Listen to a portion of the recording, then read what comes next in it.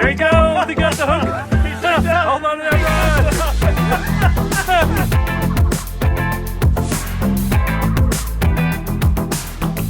rod. Really like about fishing and what I really enjoy about fishing, it's very similar to my time in the military. The only way you're going to get good at fishing is you're going to learn from the elders. And this is something that I believe is really truly missing from our culture these days. Everybody's been displaced and their families aren't what they used to be. We don't have these 7 and 8 and 9 generations of plaques and stuffs on our walls. But, you know, our ancestors live on through us, and fishing and hunting has always been a part of that.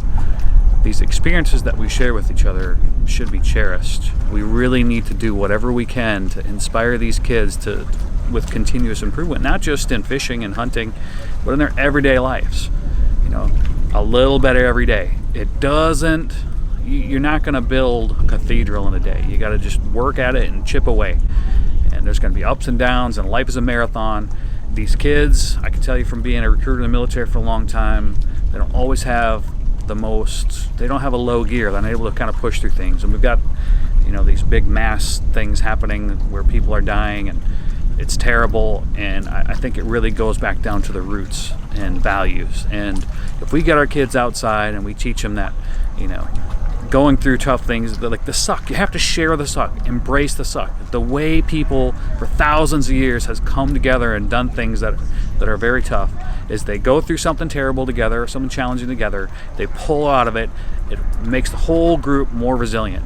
Nowadays with kids, my kids even too, sometimes they're on the video games too much and they're not doing the things outdoors like they used to. The numbers of fishermen are going down. If we don't unite and we don't do something about this, we're going to go away. The one group of people that is really pushing fishing and has grown the numbers of new fishermen is females. I love that women are getting involved with fishing, especially little girls. I'm the father of 2 daughters and I have a lovely wife. They all love fishing, and you're going to see them more on my channel.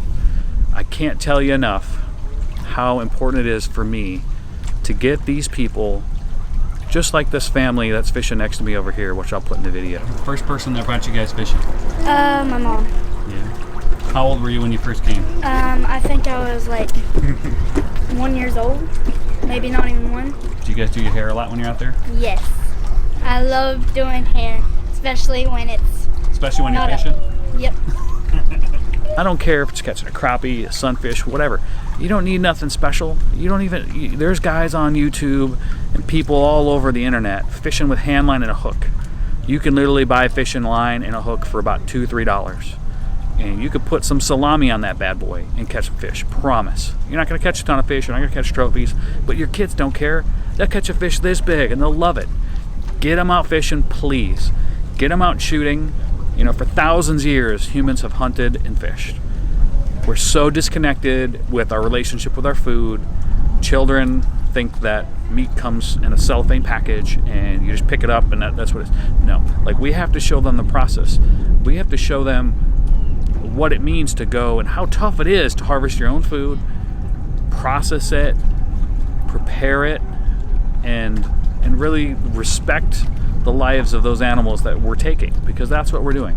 You can't take thousands of years of the human experience and just take it away. You know, if you want to be vegan and you want to be vegetarian, good for you. I think that's probably good for everybody, for the planet and these different things. But I can tell you that it's probably not what you would do 200 years ago. 150, 200 years ago in this country, even the women hunted. Like, not like once in a while for fun. Like, they were out there killing bears. Like, if you look at old cookbooks, there's beaver recipes and there's bear recipes, and these were the common things that people ate. Like, there was no cows, there was no pigs, and maybe there were some hogs down in South Florida and stuff from the Spanish, but you know, people ate what they had. You had to go harvest your food and eat it. And I just want to get people back to the values of that and that shared experience, and do whatever we can to just inspire these young kids and these young adults to get out and enjoy life. You know, living by the water. There's a stat I read, I think it's like 80% of people live within 50 miles of salt water. And it's like, if you look at the other one, it's like 95% of people live within 50 miles of fresh water. So the one thing that commonly unites us is is fishing. I mean, it's water, it's fishing, and we need to embrace it. And if you don't show your kids these things, and if you're not able to do it, it's not your fault. Maybe you weren't shown these things. That's fine. There's plenty other charter captains and guides, and you probably have an uncle, brother, just like I did. My dad wasn't a big fisherman, a big hunter. He didn't really go outdoors. I had uncles, I had grandfathers, family friends that would take me out, Boy Scouts.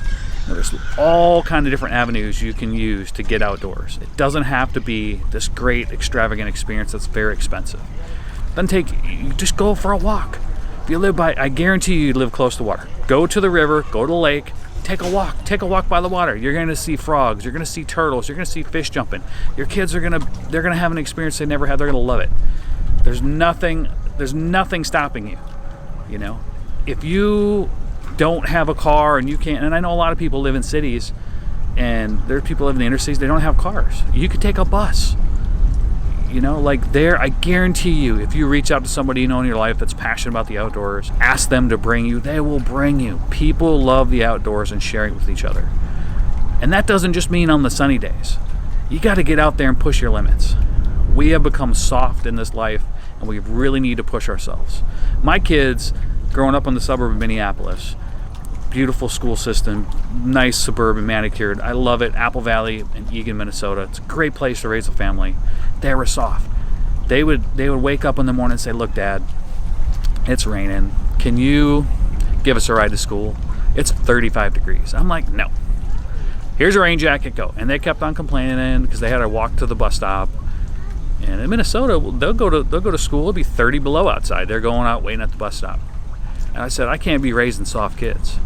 So what did? I did the only thing I knew how. I moved my family to Dog Island, and let's just say there was a few days they really needed their rain jacket.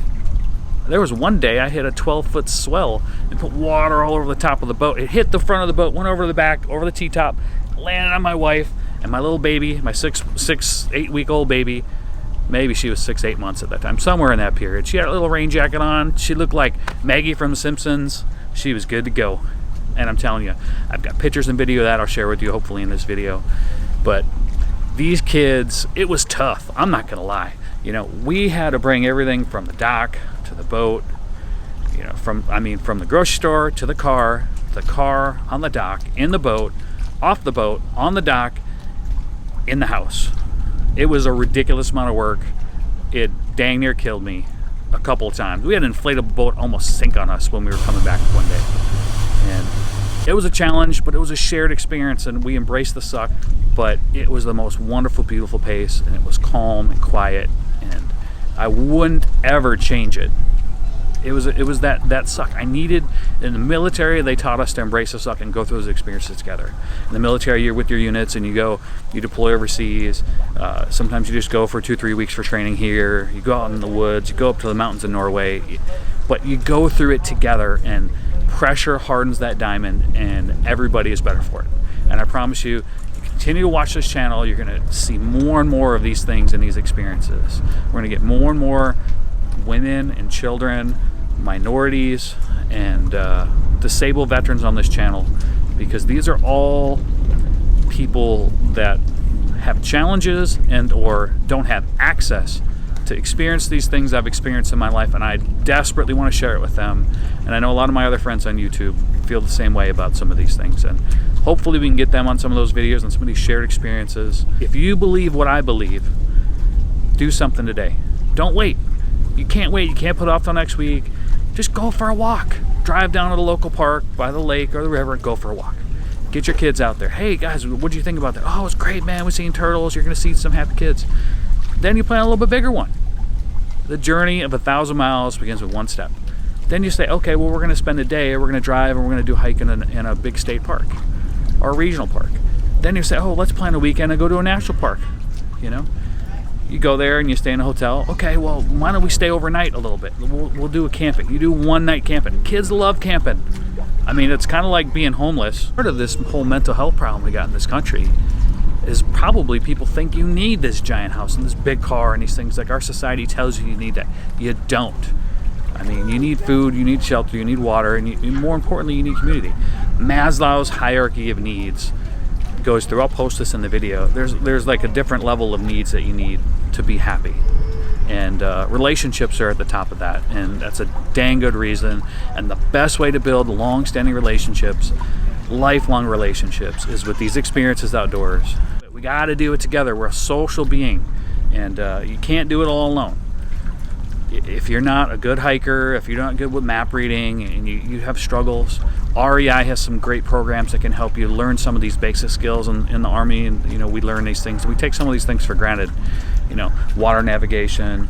You can get a GPS. I mean, GPSs have made it way easier to enjoy outdoors without risking your life, and electronic locator beacons, and all these different things. But at the end of the day, you got to do something. You can't sit on the couch forever. Your kids can't play video games forever. You got to do something outdoors. That doesn't mean every day.